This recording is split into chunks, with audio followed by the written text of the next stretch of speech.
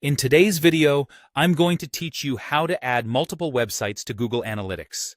Whether you're managing several websites for your business or simply running multiple personal projects, tracking each one can provide valuable insights that can drive your efforts forward.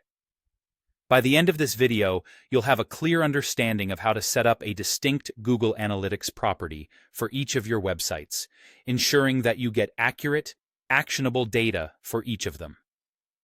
Let's dive in. Your first stop will be the Google Analytics Admin panel. This is your command center where you'll manage all of your properties. When you're in the Admin panel, you'll notice three columns: Account, Property, and View. Our focus right now is on the Account column. You'll want to select the account under which you intend to add a new property.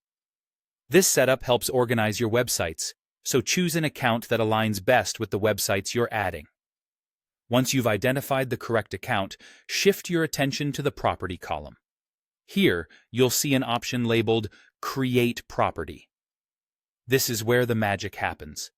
Click on it, and you'll initiate the setup wizard. Think of this wizard as your guided assistant in getting this property ready. It's extremely user-friendly and walks you through the essential details, one step at a time. In the property setup, you'll start by assigning a name to your new property. Typically, you'll want this name to clearly represent the website you're tracking. For example, if it's your e-commerce site, you might name it e-commerce site. Next up, you'll select the appropriate reporting time zone. This step is crucial, as all your data will be time-stamped based on the time zone you choose, so make sure it aligns with your business operations. Similarly, you'll want to select the right currency, particularly if you have transactions to track. After that, you'll need to choose the industry category and business size. This helps Google Analytics tailor its features and reports to better suit your specific needs.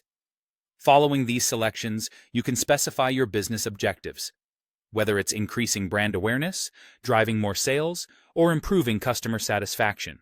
Indicating your objectives will help Google Analytics suggest configurations that support your goals. Once you've entered all these details, you're ready to click Create. By doing this, you finalize the property creation process.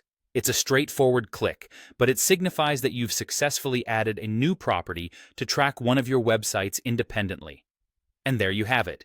You've just created a new property for one of your websites within Google Analytics. Repeat this process for each additional site you wish to monitor. By structuring Google Analytics this way, it allows each site to collect its own unique set of analytics data, helping you deduce more accurate insights per website.